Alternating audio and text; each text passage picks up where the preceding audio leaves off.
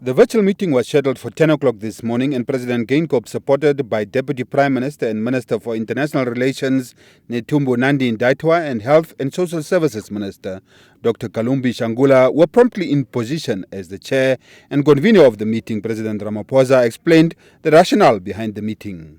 On his part, President Geingob informed the regional leaders about Namibia's measures since the first two cases were reported on 13 March. These measures included the declaration of a state of emergency on 17 March, followed by a partial lockdown of the country on 28 March, and then a national lockdown from 18 April until 4 May. Government also rolled out a stimulus package of around $8.1 billion to limit the loss of income for businesses and the most vulnerable sectors of the population who received an emergency income grant. Our prompt action to close points of entry and issue comprehensive restrictions on the movement of people helped to contain the spread of virus. The incidence curve flattened at 16 cases, with 9 recoveries up to date. I should also add that there have been no community transmissions and no COVID-19 related deaths in Namibia.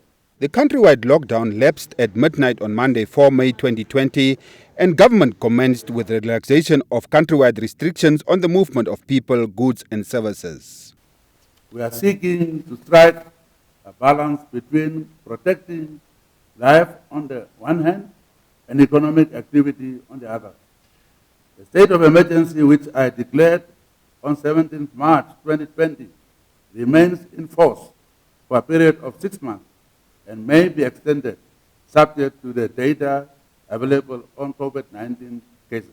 President Geingob also expressed appreciation to the chairperson of the African Union and South African President Cyril Ramaphosa for calling the virtual meeting and for the hard work and hours invested in championing the continental response to the pandemic. Your Excellencies, COVID-19 is a global pandemic and requires coordinated regional, Pan-African, and global action. During this difficult period, Namibia recognizes how interdependent and how interconnected we are as neighbors. For instance, just to give an example, one member of parliament has apparently all her family in South Africa, and her daughter passed away, and thanks to cooperation, she was allowed to go and bury her daughter. Same is true with our border, with Angola, with Zambia, and with Botswana. That our people can move freely and they don't know boundaries and our protocols. In this vein, Namibia will continue to keep ports and harbors open in order to facilitate the movement of goods to landlocked neighbors and beyond. Leaders of the participating countries also shared views on coordinated responses to curb the spread of COVID-19 in their respective countries. The presidents and heads of government also made concluding remarks at the end of the meeting, with President Geingob also expressing the need for unity of purpose in the fight against the global pandemic. It says that we are all one.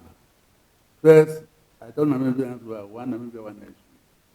Then we are one Africa, one continent, and one world, one village. Now this is taught us that's a reality. We all belong, we all have to hold hands. President Ramaphosa also expressed satisfaction at the interaction at the meeting and stated similar consultative meetings must continue to be held even post-COVID-19.